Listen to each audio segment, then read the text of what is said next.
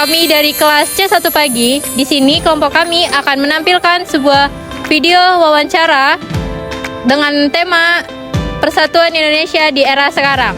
Sebelum itu, ada baiknya kami memperkenalkan diri kami terlebih dahulu. Halo, perkenalkan. Halo, nama saya. Halo, perkenalkan. Halo, perkenalkan, nama saya. Halo, perkenalkan, nama saya. Halo, perkenalkan. Halo, perkenalkan. Halo semuanya.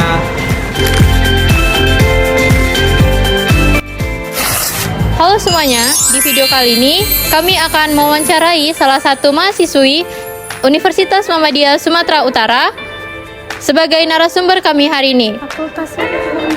Dengan kakak. Perkenalkan, nama aku Nadine Syafani, program studi ilmu hukum semester 3. Baik, selanjutnya kami akan mewawancarai dari pewawancara 1 hingga pewawancara ke-7. Baiklah, sekarang kami sudah berada di sebelah narasumber kami. Saya sebagai pewawancara pertama akan memulai sesi wawancara ini. Menurut kakak, bagaimana mendefinisikan persatuan Indonesia di era sekarang? Menurut pandangan aku, persatuan Indonesia di era sekarang itu tentang gimana kita untuk saling menghargai dan saling rukun. Meskipun kita ada di tengah perbedaan dan ada perkembangan digital yang saling memecah, persatuan ini tuh bukan semata-mata karena kita bersama secara fisik, tapi bagaimana kita menyikapi informasi. Jadi sebenarnya intinya itu kita tuh tetap satu walaupun kita tuh memiliki pandangan dan cara hidup yang berbeda. Oke. Lalu sejauh mana pandangan kakak dipengaruhi prinsip Pancasila, khususnya sila ketiga? Menurut pandangan aku, persatuan itu bukan semata sebagai konsep aja, tapi sebagai cara kita untuk mengambil keputusan. Cuman jadi sila ketiga ini tuh mengingatkan kita untuk menimbang apakah dampak tindakan kita itu dapat membuat lingkungan sekitar kita tuh menjadi rukun atau malah sebaliknya. Notonegoro menyebutkan sila ketiga adalah kesatuan yang bulat dan tidak terpisahkan. Apakah kakak setuju? Apa alasannya? Setuju, karena alasannya pendapat Notonegoro itu menggambarkan esensi persatuan Indonesia yang dimana satu bangsa yang utuh itu tidak bisa dipisahkan meskipun sangat beragam. Menurut kakak, apakah pandangan Notonegoro bahwa persatuan adalah bagian dari jati diri manusia Indonesia masih sesuai dengan kondisi masyarakat sekarang? Menurut aku tentang pandangan Notonegoro tentang persatuan adalah bagian dari jati diri manusia itu masih relevan. Mungkin tantangannya itu lebih besar dibanding saat mengemukakan gagasannya tersebut. Menurut kakak nih, apakah Indonesia sudah memiliki bentuk kewarganegaraan yang inklusif? Menurut aku, Indonesia itu sudah mengarah ke kewarganegaraan yang inklusif, tapi memang mungkin sepenuhnya itu belum tercapai karena mungkin aturannya yang sudah inklusif, cuman penerapannya yang belum merata ke semua golongan. Menurut kakak nih, apakah pemikiran tentang persatuan dan perbedaan terhadap masyarakat majemuk bisa saling mendukung?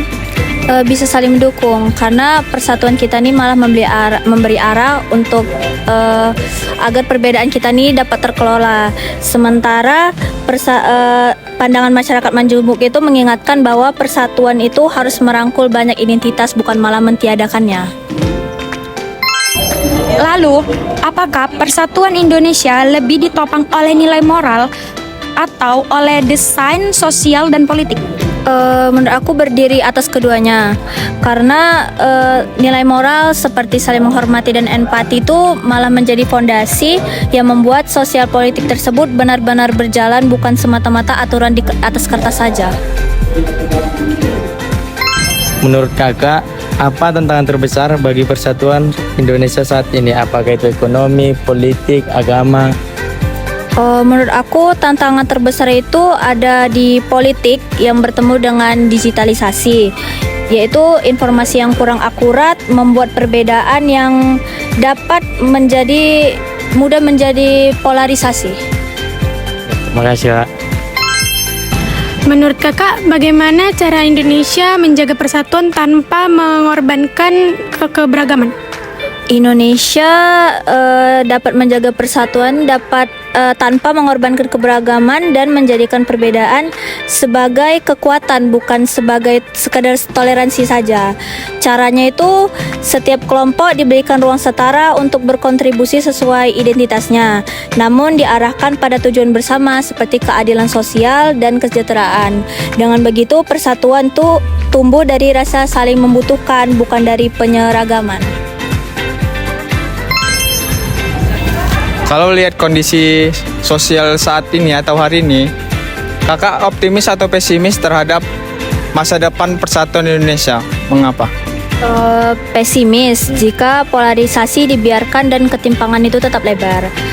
Masa depan persatuan Indonesia kan bukan garis lurus, ia bergantung pada pihak kolektif bangsa di tengah dinamika sosial. Tapi kita tetap harus optimis jika Indonesia terus menguatkan literasi dan memperbaiki institusi. Baiklah, dengan ini berakhirlah sudah wawancara pada hari ini. Kami ucapkan terima kasih kepada kakak narasumber yang telah meluangkan waktunya untuk wawancara pada hari ini. Sekian wawancara kami hari ini. Kami ucapkan terima kasih kepada Bapak Taufik Hidayat yang telah mengizinkan kami untuk melakukan tugas kali ini. Mohon maaf jika ada kekurangan ataupun kesalahan pada tugas kali ini. Kami ucapkan terima kasih dan wassalamualaikum warahmatullahi wabarakatuh.